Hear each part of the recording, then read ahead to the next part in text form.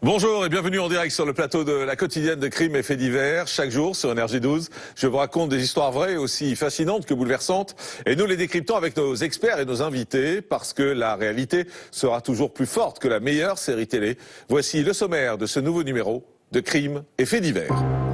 À Lorient, la traque se poursuit alors que la passagère du véhicule qui a fauché 2 enfants dimanche en fin d'après-midi a été placée en garde à vue mercredi soir. Le conducteur, lui, est toujours activement recherché. Interrogée, la jeune femme a indiqué qu'elle ne savait pas où son compagnon se trouvait et qu'elle avait passé plusieurs jours seule dans la forêt. Des explications qui ne convainquent pas les enquêteurs. Les forces de l'ordre sont mobilisées en nombre pour retrouver le chauffard. Et sur place, l'émotion est grande. Hier, près de 2000 personnes ont assisté à la marche blanche en hommage au petit garçon de 9 ans tué lors de l'accident.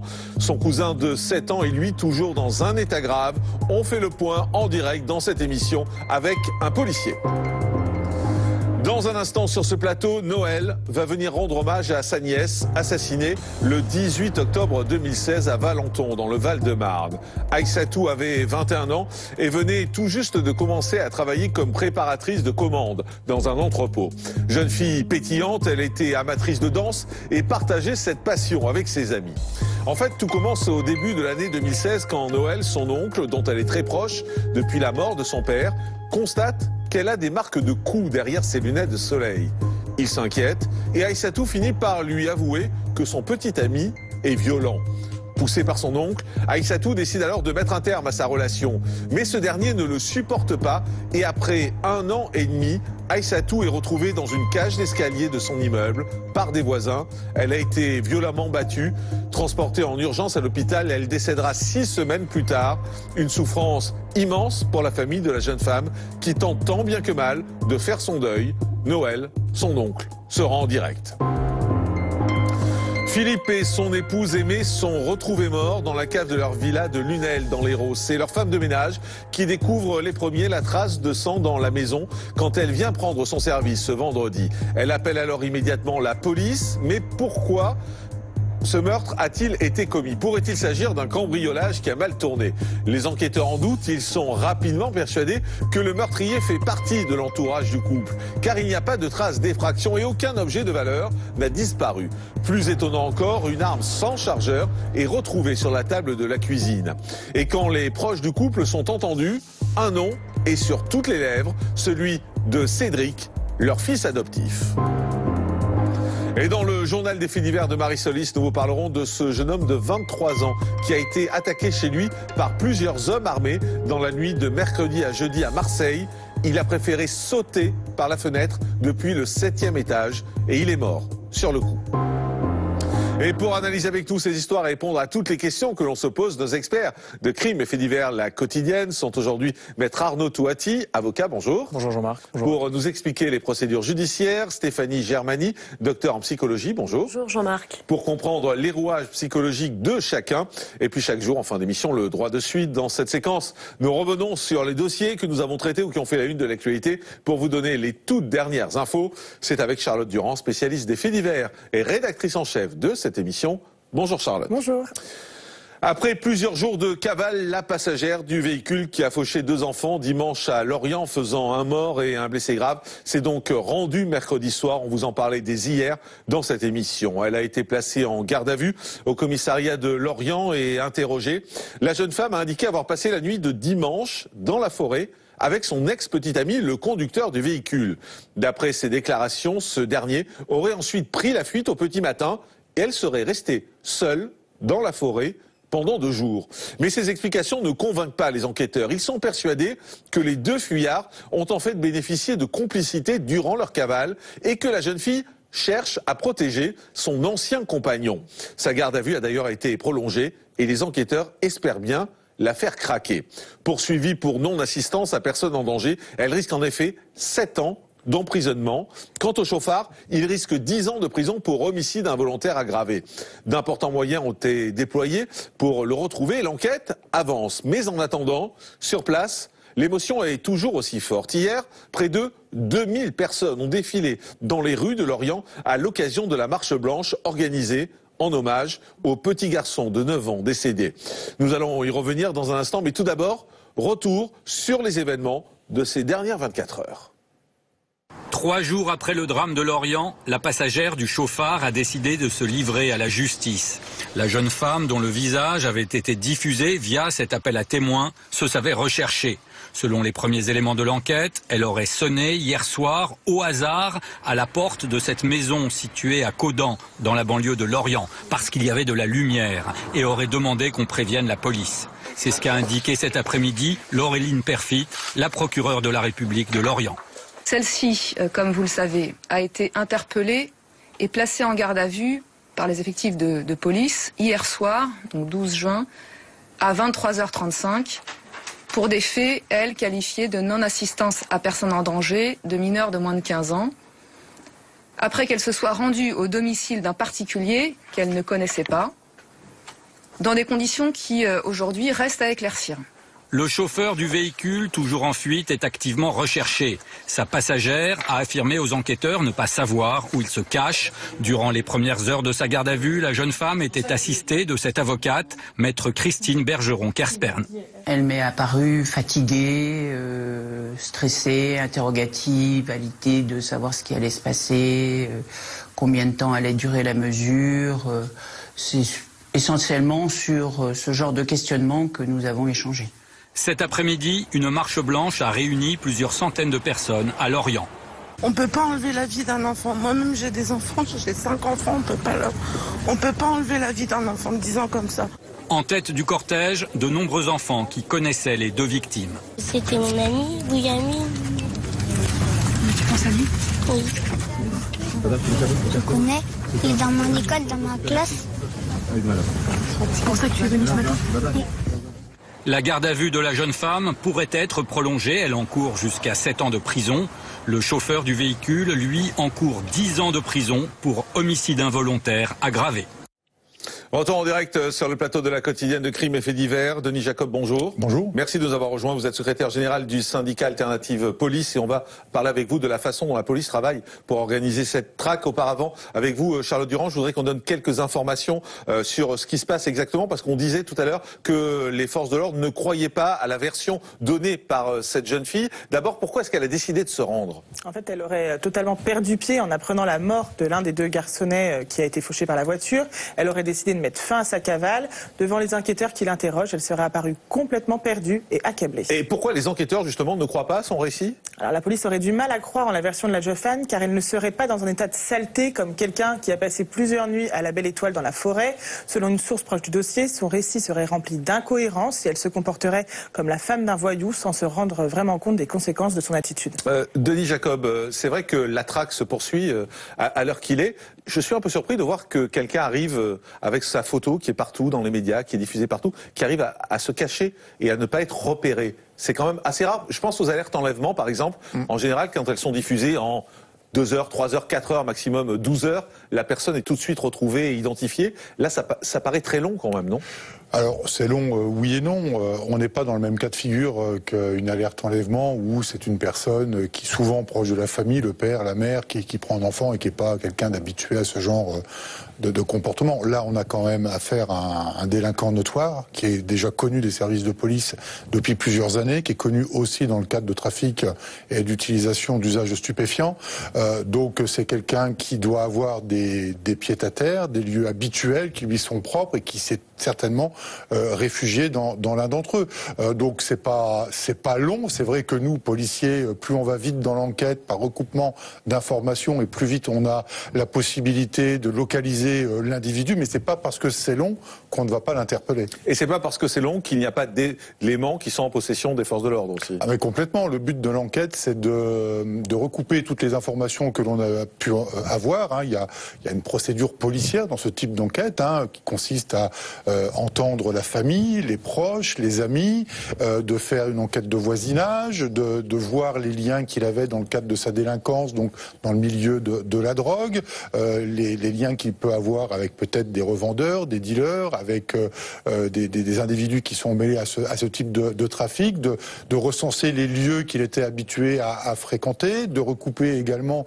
toutes les informations, mais là je n'apprends rien à personne puisque c'est connu notoirement, mais l'identification, localisation de son téléphone, l'utilisation de la carte bleue, après ou avant, ça peut être aussi avant, quelques jours avant, on sait ce qu'il a pu faire avec sa carte bleue. Enfin, tout ça, par recoupement d'éléments, on peut arriver à faire une cartographie de où il peut potentiellement se trouver. Et puis, là, plus récemment, le fait que son ex, alors je sais pas si c'est une ex, mais enfin, en tous les cas, sa petite amie, se soit rendue, et quand bien même elle aurait de l'incohérence dans ses propos, la moindre petite information va être ajoutée au reste, et tout ça permettra de déterminer où se situe l'individu exactement. C'est un vrai travail de fourmi qui est mis en place, mais malgré tout, et vous qui êtes policier, je pense que vous allez confirmer ça, c'est que de toute façon l'issue, on la connaît. Il va forcément se faire rattraper. Bien sûr, parce que quelqu'un qui... On n'est pas non plus dans le cadre d'une grande criminalité organisée, où il aurait des complices, alors il en a peut-être, mais où il aurait des pieds-à-terre prévus à la base. Pas du tout. Là, je rappelle quand même que c'est quelqu'un qui s'est soustrait à un contrôle de police, qui s'est enfui, et qui a malheureusement, parce que ça c'est quand même le plus important, tué un enfant, et puis un second qui est entre la vie et la mort. Donc cet individu-là, il peut se cacher, mais à un moment donné, il va être obligé de sortir, ne serait-ce que pour s'alimenter, ne serait-ce que cela. Donc de toute façon, sauf s'il a vraiment un réseau de complicité tel qu'il peut rester caché pendant quelques jours, mais je ne le crois pas, je me répète, on a affaire à un petit délinquant, donc je pense que cette affaire, en tous les cas, moi je l'espère en tant que citoyen comme tout le monde, que cette affaire va se dénouer très rapidement. Et c'est une affaire qui a déclenché une très vive émotion, on l'a vu en France, c'est vrai que tout le monde est concerné parce qu'on se dit qu'hélas, ces deux petits enfants qui marchaient sur un trottoir, c'est d'une injustice totale, et sa fuite est d'une lâcheté en même temps incroyable, il faut dire les choses telles qu'elles sont. Ça vous surprend, vous, de voir à quel point il y a cette émotion dans la population et à quel point on attend beaucoup des forces de l'ordre, au fond? Alors qu'on attende beaucoup des forces de l'ordre, ça ne me surprend pas, on le sait, malgré toute l'actualité qu'on a pu connaître ces 6 derniers mois. C'est pour ça que je faisais cette réflexion. On sait que la majorité de la population aime sa police, sa gendarmerie. Nous savons qu'elle compte sur nous et on fait tout pour, en tous les cas, on a déployé tous les moyens nécessaires pour régler au plus vite cette affaire. Et puis l'émotion, elle me surprend pas. Enfin, n'importe quelle famille en France peut se sentir concernée dès lors qu'on a des enfants et que ça pourrait être le nôtre qui serait malheureusement à la place de ce petit qui nous a quittés. Quand la police a communiqué cet appel à témoins, on s'est quand même demandé si c'était pas au fond un aveu d'échec de l'enquête. Et vous allez nous l'expliquer parce que vous connaissez bien cette stratégie. Est-ce que publier un appel à témoins avec les photos, est-ce que c'est pas un aveu d'échec de la police qui dit j'ai aucune info, aidez-nous? Non, pas du tout. Au contraire, c'est justement pour augmenter le nombre d'éléments d'information qui va permettre de resserrer la cartographie où peut se situer cet individu. On le fait de manière classique. Les appels à témoins, c'est pas nouveau. C'est très important. Ça permet d'accélérer l'avancée de l'enquête. Surtout que ça s'est produit dans un endroit où on n'a pas de vidéosurveillance, enfin je ne pense pas, dans cette petite commune. Donc à défaut de moyens de vidéosurveillance, eh bien le témoignage de gens qui ont pu voir le véhicule, parce qu'au-delà du signalement de l'individu, il y a aussi le signalement de ce véhicule qui ne passe pas inaperçu forcément, et donc tout ça c'est très important sur le territoire, localement, au niveau du département. Puis après il y a la collaboration entre les polices et la gendarmerie au niveau du territoire national, puisqu'on peut aussi considérer qu'il peut partir vers un pays frontalier. Donc de toute façon il y a des informations qui sont diffusées au niveau national. Et c'est un travail colossal en même temps, parce que je suppose que quand on lance un appel à témoins comme ça, on doit avoir des tas d'appels qui arrivent, des tas de gens qui pensent les avoir vus. C'est compliqué de faire le tri au milieu de tout ça. Les enquêteurs, ils ont des éléments d'information de base. Alors ils sont une vingtaine sur le sujet aujourd'hui, et sur la base des éléments qu'ils ont déjà en leur possession, ils vont savoir si l'appel est potentiellement crédible ou pas. Mais de toute façon, chaque appel est vérifié, quoi qu'il en soit. Chaque appel est vérifié. Oui, c'est un travail de fourmi. Il faut aussi saluer le travail de la police technique et scientifique, puisque alors moi je l'ai appris hier qu'il y avait aussi un nouveau système sur les odeurs. Ouais. Et bien évidemment, ça aussi, c'est un élément supplémentaire qui nous aide dans notre travail, puisque les brigades cynophiles sont très importantes dans la recherche de personnes et que dans ce cadre-là, on peut aussi effectuer des recherches dans les lieux où il était habitué et voir s'il est récemment passé par là. Stéphanie Germani, docteur en psychologie, un mot quand même sur l'impact psychologique que peut avoir cet appel à témoins qui est diffusé, qui est montré sur toutes les chaînes de télé. On imagine la psychologie de cet homme qui est en fuite aujourd'hui, qui est traqué par toutes les polices de France, mais également au fond par chacun d'entre nous, parce que on est tous en train de regarder, si on le voit pas, si on l'aperçoit pas, c'est compliqué à vivre au quotidien psychologiquement. Alors oui, là, au vu des éléments, notamment déjà précisons que c'est un délinquant.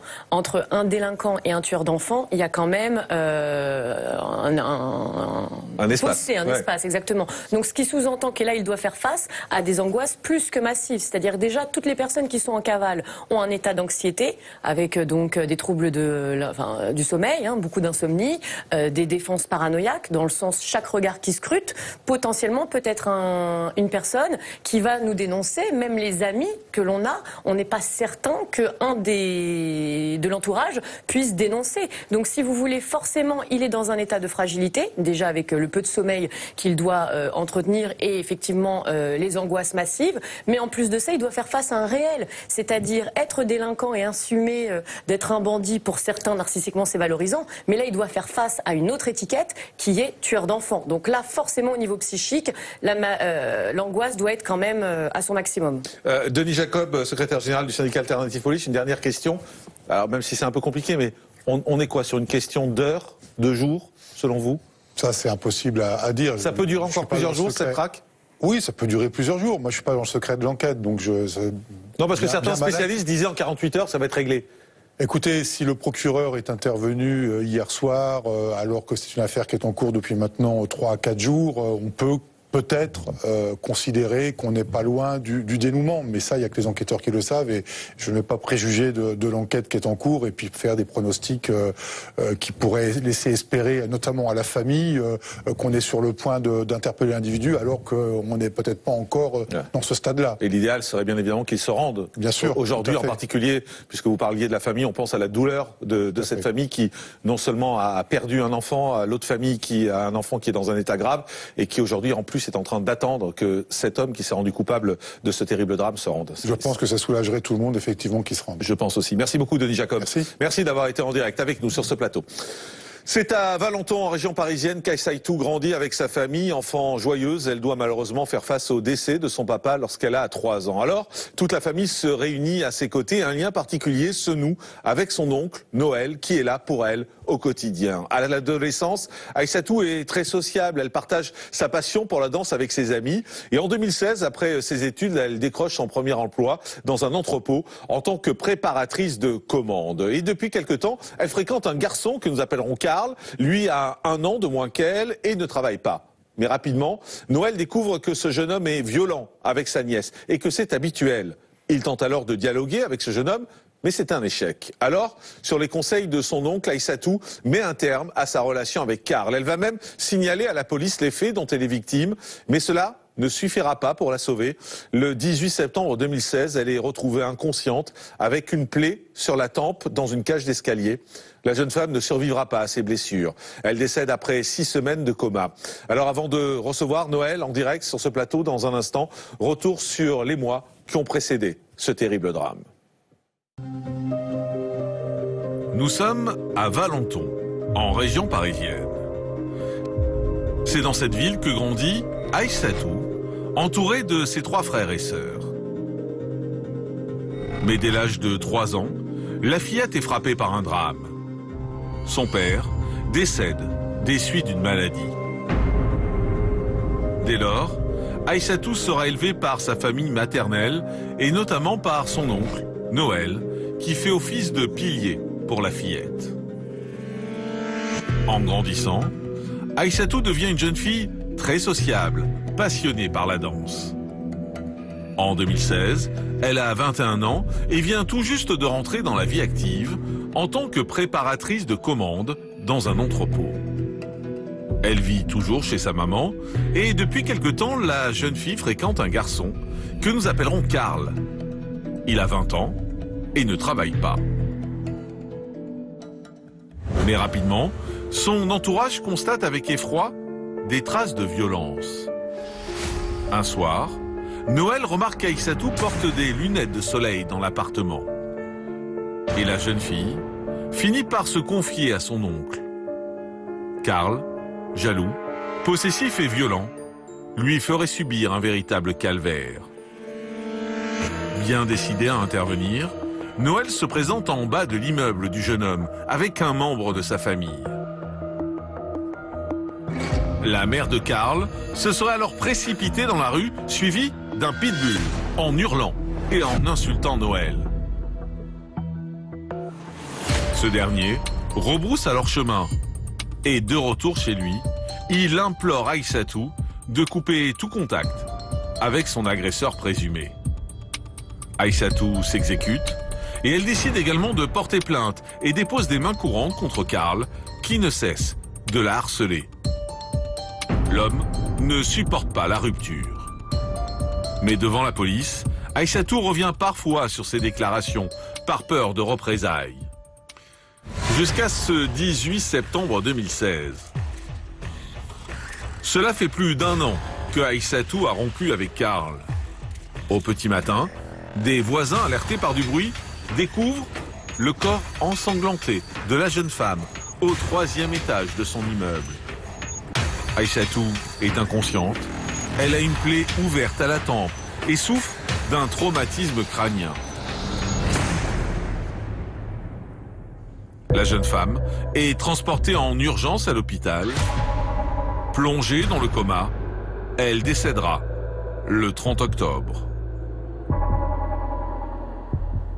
Le meurtrier présumé est quant à lui appréhendé le jour de l'agression à son domicile, après avoir appelé la grande sœur d'Aïssatou pour avouer son crime. Placé en détention provisoire, il est d'abord poursuivi pour coups et blessures ayant entraîné la mort, avant d'être finalement mis en examen pour assassinat. Mais alors, que s'est-il passé ce matin de septembre 2016? Comment la famille de la jeune femme va-t-elle réussir à faire son deuil? Et surtout, le meurtrier présumé sera-t-il condamné? Retour en direct sur le plateau de la quotidienne de Crimes et Faits divers. Bonjour Noël. Bonjour Jean-Marc. Merci beaucoup d'être en direct avec nous sur ce plateau. On va commencer par parler d'un peu d'Aïssatou, si vous voulez bien. Oui. Son papa était policier, sa maman était fonctionnaire. Tout à fait. Et là, son papa est décédé quand elle avait 3 ans. C'est ça. Et du coup, en fait, c'est une expression que vous employez, je crois, c'est devenu un peu la fille de tout le monde dans la famille. C'est-à-dire que vous êtes tous unis pour l'élever, en fait. Tout à fait, tout à fait. Vous savez, nous, on est d'origine africaine. Et la fille de la grande sœur, c'est notre enfant. Voilà. Et le fait que son père est parti très tôt, donc c'est encore redevenu, j'ai envie de dire, c'est plus qu'un enfant, c'est vraiment notre petite fée, en fait. Voilà. Parce qu'elle avait besoin de plus de protection que d'habitude, en fait. Et voilà. Vous êtes très investi là-dedans parce que vous avez été un peu son papa de substitution, aussi, bien sûr, aussi. Vous savez, pour répéter encore un peu, les tontons deviennent les papas quand le papa n'est pas là. Donc, elle était très sociable. Tout à fait. Elle aimait la vie, elle avait beaucoup de copines. Absolument, absolument. C'était une jeune fille qui aimait la danse, qui aimait chanter, qui était toujours entourée de ses amis. Voilà. Et voilà, pour nous, c'était vraiment la petite perle de la famille, en fait. Hein. Voilà, comme disait ma mère, comme dit ma mère toujours. Voilà, c'était l'étincelle de la famille. Et j'ai l'impression que vous la surveilliez, mais au sens positif du terme. C'est-à-dire que vous faisiez attention toujours à ce que tout aille bien autour d'elle. Tout à fait. Et quand elle a rencontré ce garçon qu'on appelle Karl, quand elle a rencontré ce garçon, il y avait un truc qui allait pas. Mais en fait, ce garçon, moi, quand je l'ai rencontré bien avant. C'était un garçon, j'ai envie de dire, très posé. Il était poli, honnêtement, en tout cas vis-à-vis de moi. Il ne me regardait même pas les yeux dans les yeux, il baissait la tête quand même me regardait. Il avait 20 ans, il était jeune. Hein. Il était jeune, oui, il était jeune, voilà. Il était vraiment jeune.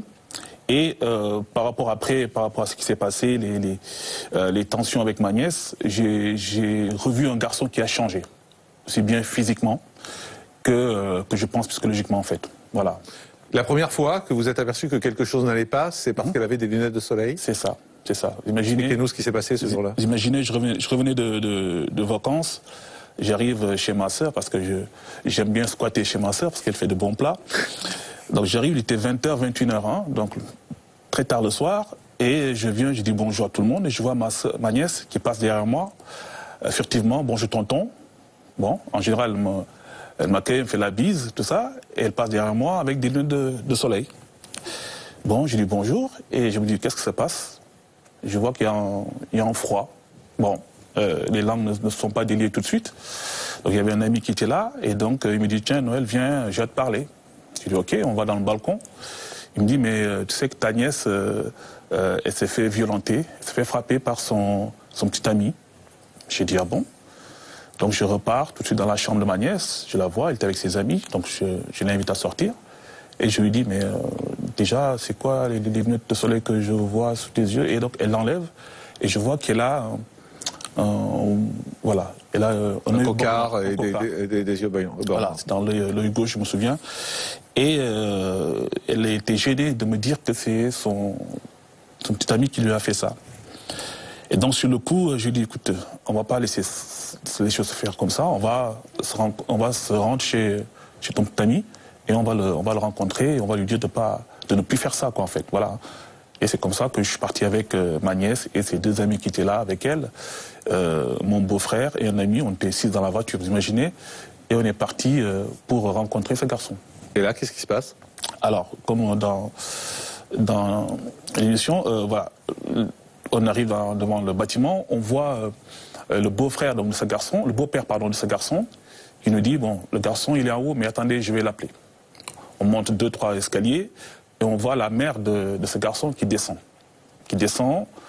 et avec des insultes, vraiment, des insultes.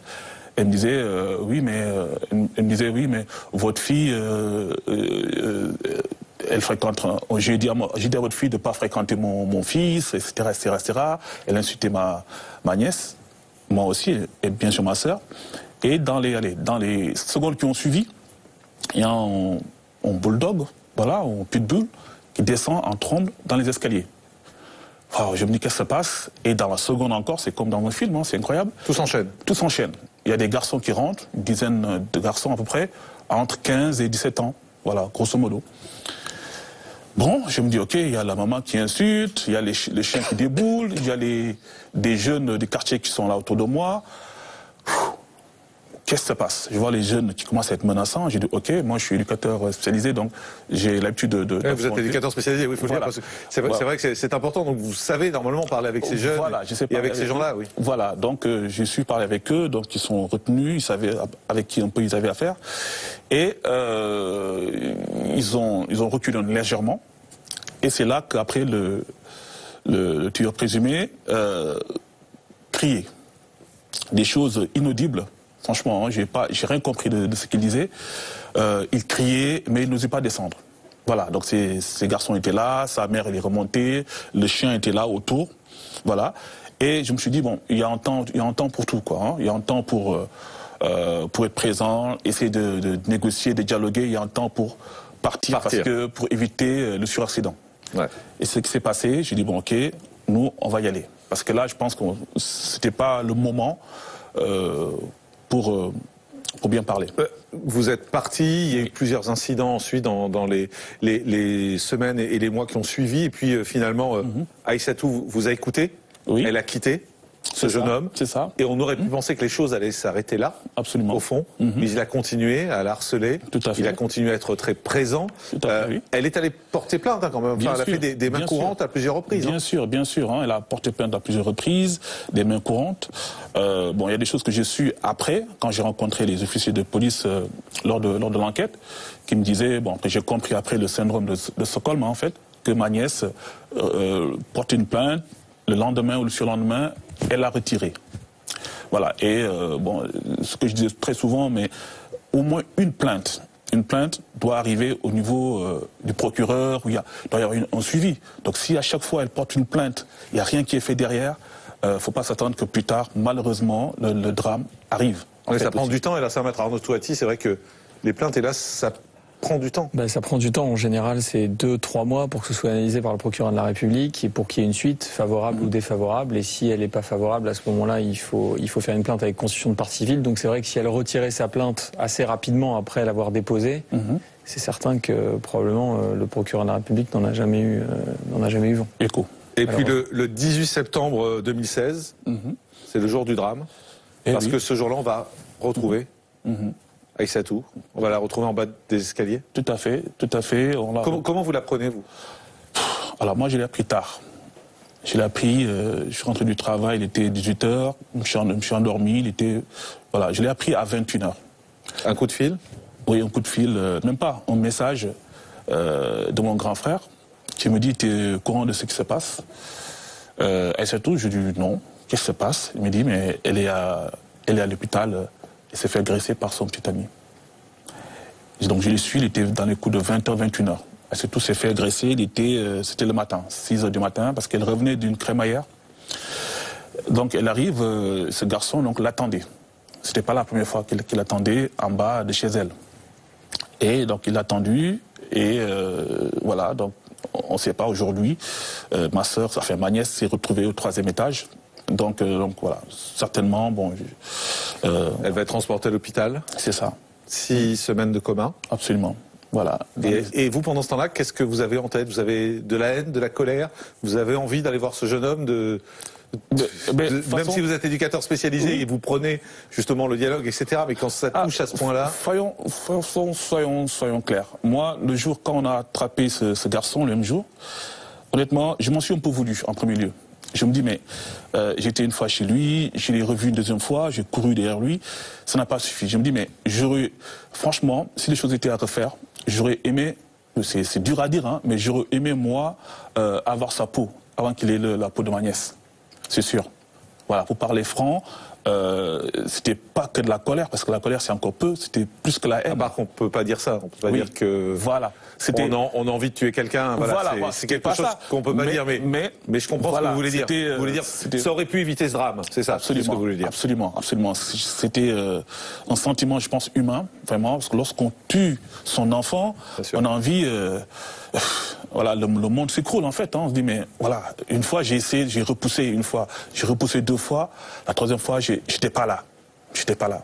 Donc vous en voulez pour ça? Ah oui, bien sûr, bien sûr. Donc on s'en veut de ne pas avoir protégé, parce que lorsqu'on est éducateur spécialisé, notre rôle en premier lieu, c'est bien sûr accueillir, protéger, orienter. On a un travail social à faire par rapport aux enfants.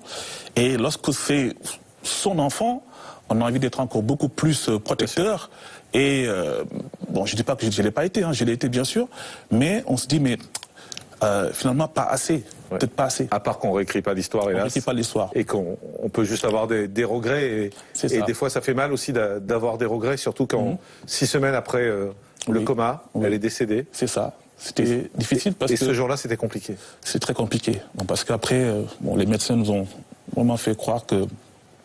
ils ont vraiment dit que, voilà, malheureusement, elle n'allait pas survivre. Voilà. On a eu espoir, parce qu'elle s'est réveillée à un moment donné.